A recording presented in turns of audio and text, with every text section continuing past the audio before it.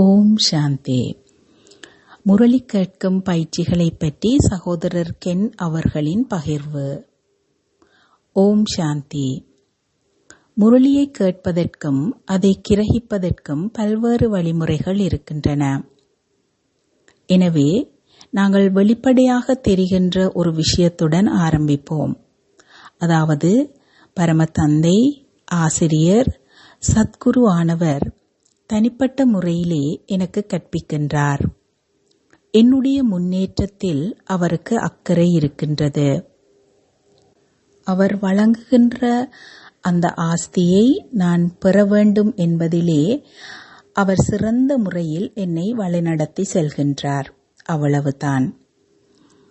முரளியை போற்றுகின்ற 18 வழிமுறைகள் என்ற ஒரு தொகுப்பு நூல் என்னிடம் இருந்தது. அதை நான் பார்க்கும்போது இப்பொழுது மேலும் பல வழிமுறைகளை என்னால் அதில் காண முடிகிறது. ஆனால் அவை அனைத்திலுமே இப்பொழுது என்னுடைய முயற்சிகள் எவ்வாறு இருக்கின்றன, எந்த வகையான சேவையில் நான் ஈடுபட்டிருக்கின்றேன், இந்த சந்தர்ப்பங்களை பொறுத்தே முரளியில் இருந்து அவற்றுக்கு தொடர்பான இந்த விடயங்களை நான் எடுத்துக்கொள்கின்றேன். இப்பொழுது நான் இருக்கும் சந்தர்ப்ப சூழ்நிலைகள் என்ன, நான் பாபாவிடமிருந்து எவற்றை பெறப்போகின்றேன், பாபா எனக்கு என்ன சொல்லப் போகின்றார் என்பதை நாங்கள் முதல் நாள் இரவும் அத்துடன் அமிர்த வேளையிலும் அவற்றை பற்றி சிந்திப்பது நல்லது. அதனால் முரளியை கேட்பதற்கு செல்வதற்கு முன்னர் நான் சில குறிப்புகள் எடுத்துக்கொள்வேன். இவை நான் ஆர்வமான முறையில் முரளியை கேட்பதற்கு என்னை ஆயத்தப்படுத்துகின்றன. எனவே பாபா, இந்த சில விஷயங்களை நான் இன்றைய முரளியில் கேட்க விரும்புகின்றேன், இந்த சில கேள்விகளை நான் உங்களிடம் கேட்க விரும்புகின்றேன். அத்துடன் முரளிக்கு முன்னர் நாங்கள் செய்யும் தியானம் பாபாவின் கற்பித்தல்களுக்காக என்னை திறந்த மனதுடன் இருக்க வைக்கின்றது. எனவே முரளிக்கு முன்னர் அரை மணி நேரம் தியானம் செய்வதற்கு நேரம் ஒதுக்குவதில் கவனம் செலுத்துங்கள். அது எங்களை திறந்த மனதுடன் அதை கேட்க வைக்கின்றது. இப்படிப்பட்ட ஆயத்தங்களுடன் நாங்கள் முரளிக்கு செல்லும் போது அது எங்களுக்கு ரசிக்கத்தக்கதாக இருக்கும். அத்துடன் அதை வாசிப்பவருக்கும் அதை களிப்பூட்டுவதாக இருக்கும். தமது பதில்களை பெருமுகமாக முரளியை மிகுந்த ஆர்வத்துடன் கேட்கின்ற மாணவர்களுடைய உடல் மொழியை எங்களால் காணக்கூடியதாக இருக்கும். அதேவேளை சிலரோ மந்தமான நிலையிலே எதையுமே குறிப்பாக எடுத்துக்கொள்ளாத நிலையில் அமர்ந்திருப்பதை காணலாம்.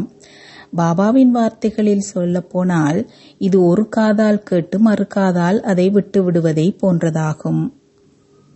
உதாரணமாக இந்த வார இறுதியிலே எனக்கு இருக்கும் சந்தர்ப்பம் என்னவென்றால், பெரிய கம்பெனிகளுடன் செயல்படுகின்ற சமூக சுற்றாடல் பொறுப்பை அபிவிருத்தி செய்ய விரும்புகின்ற பெரியதொரு NGOவின் ஃபெசிலிட்டேட்டர்ஸ்க்கு ரிட்ரீட் ஒன்றை செய்கின்ற பொறுப்பு எனக்கு இந்த வார இறுதியில் இருக்கின்றது.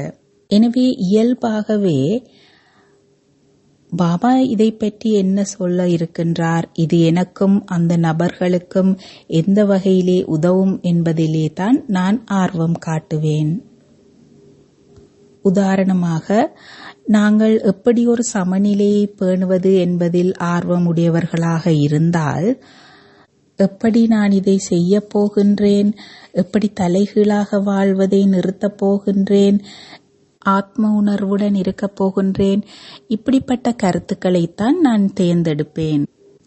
ஆமாம், அதாவது எனக்காகவும் மற்றவர்களுக்காகவும் நான் இவற்றை பயிற்சி செய்ய வேண்டியிருக்கிறது. அத்துடன் நான் தலைகீழாக வாழ்வதையும் நிறுத்த வேண்டி இருக்கின்றது.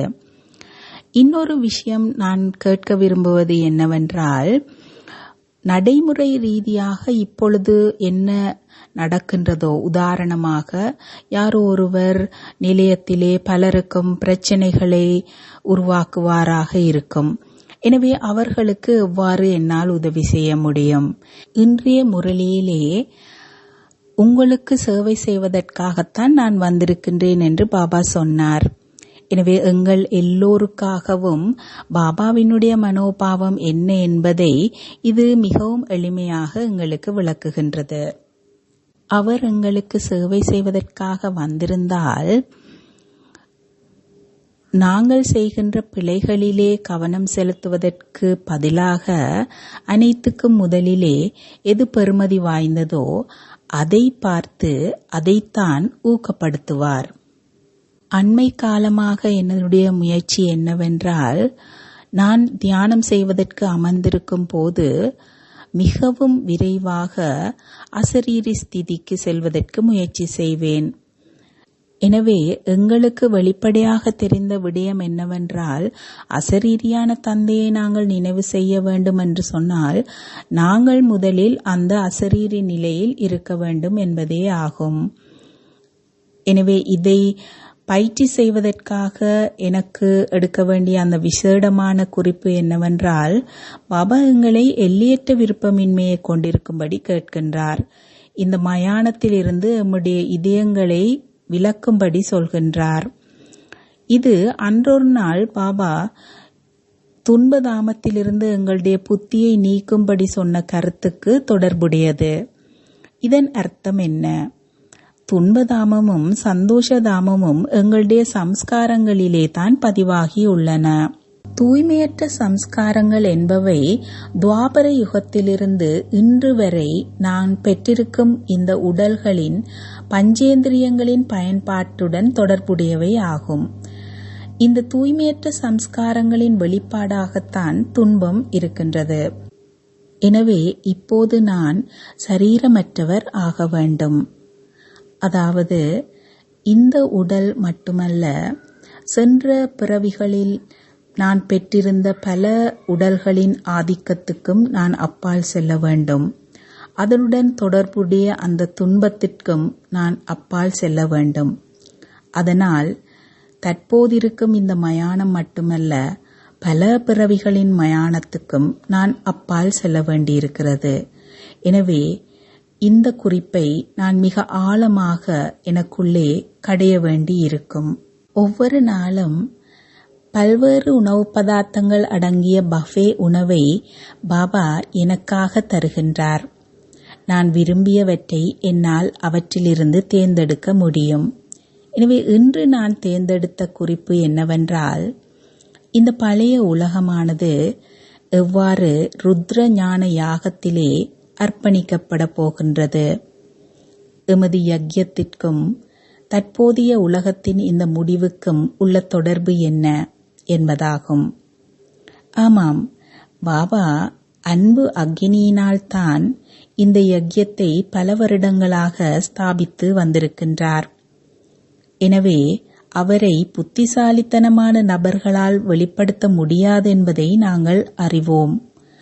ஆனால் எங்களுடைய ஒன்று திரட்டிய ஒற்றுமையான முயற்சிகளால் தான் அது சாத்தியமாகும். எனவே இதை நான் எவ்வாறு செய்யப் போகின்றேன்? என்னுடைய யோகத்தை பலப்படுத்துவதற்காக எவ்வாறு என்னுடைய பாபாவுடன் என்னுடைய தொடர்பை பலப்படுத்திக் கொள்ளலாம் என்பதற்காக ஒரு கருத்தை நான் பார்க்கின்றேனாக இருக்கும்.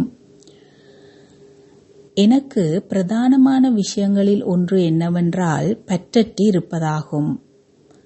என்னுடைய உடலிலிருந்து எவ்வாறு பற்றற்றிருப்பது, பாகங்களிலிருந்து எவ்வாறு பற்றற்றிருப்பது, இப்பொழுது நான் கடந்து செல்கின்ற இந்த கதைகளிலிருந்து எவ்வாறு பற்றற்றிருப்பது என்பதாகும்.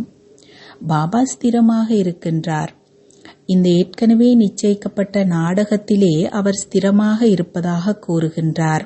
தன்னை இகழ்கின்றவர்களை கூட அவர் ஒருபோதுமே குறை சொல்வதில்லை. இதன் அர்த்தம் என்னவென்றால், என்னாலும் அந்த நிலைக்கு செல்ல முடியும் என்பதாகும். இதிலே நான் என்னையும் மற்றவர்களையும் எமது பாகங்களை நடிப்பவர்களாக காண்கின்றேன். என்னால் யாருடைய பாகங்களையும் மாற்ற முடியாது. ஆனால் நான் நடிக்கின்ற என்னுடைய பாகத்தை மட்டும்தான் என்னால் மாற்ற முடியும். எமது ஆன்மீக பராமரிப்புக்கு மூலாதாரமாக விளங்குகின்ற பாபாவினுடைய முரளியை ரசிக்கின்ற சில வழிமுறைகள் இவைதான். இன்னொரு விடயம் என்னவென்றால், இந்த முரளி முடிந்த பின்னர், அதாவது இதைத்தான் நான் இப்பொழுதும் பயிற்சி செய்கின்றேன், எனக்கு பொருத்தமாக நான் எடுத்துக்கொண்ட 4 அல்லது 5 குறிப்புகள், என்னுடைய சந்தர்ப்பத்துடன் தொடர்புடைய சில விஷயங்கள், என்னுடைய வாராந்த இறுதிக்காக நான் தயார் செய்து கொண்ட இந்த விடயங்கள், உதாரணமாக எனது தியானத்திற்கு தேவையான விஷயங்கள், இவற்றை நான் அமர்ந்திருந்து அனுபவம் செய்ய முயற்சி செய்வேன்.